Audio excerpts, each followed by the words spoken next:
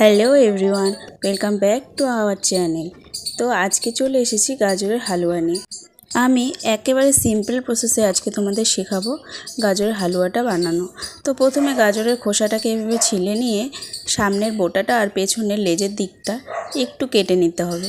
তারপরে গাজরটাকে ভালো করে ধুয়ে এভাবে চুটকি বাজিয়ে রেডি হয়ে যাবে গ্রেট করা। না, এতটা সহজ মনে হলেও এতটা সহজ নয়।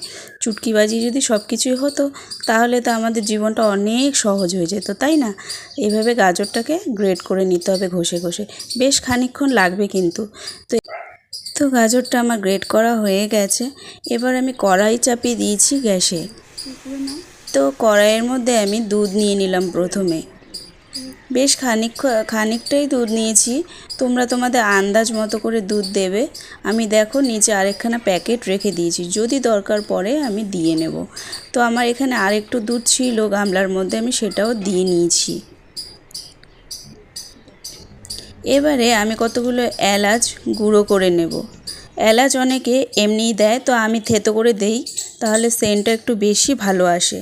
তো আমি দুধে এলাচগুলো দিয়ে দিলাম আর কয়েকটা তেজপাতাও দিয়ে দিলাম।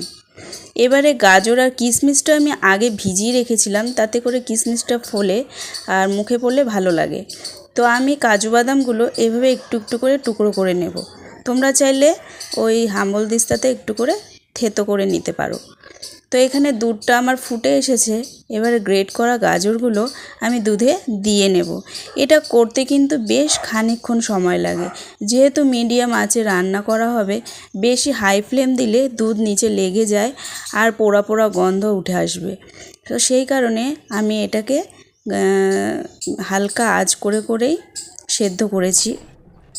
তো এভাবে নাড়ি চাড়িয়ে নিতে হবে একটু পর পর।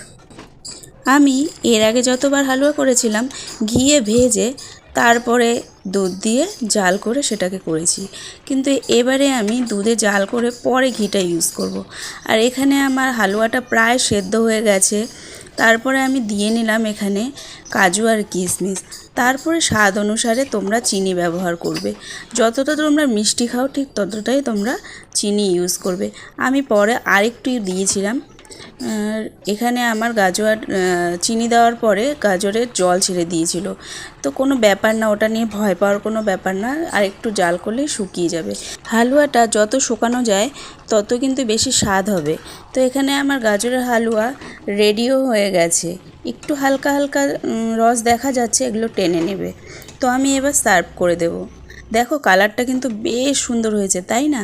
তোমরা এইভাবে সিম্পলভাবে তৈরি করে দেখো, একদম খেতে কিন্তু সেই স্বাদটাই পাবে। তো কেমন লাগলো আজকের হালুয়া রান্না? যদি ভালো লেগে থাকে একটা লাইক করে দিও, চ্যানেলটিকে সাবস্ক্রাইব করে পাশে থাকা বেল আইকনটি অল নোটিফিকেশান সেট করে নিও। টাটা।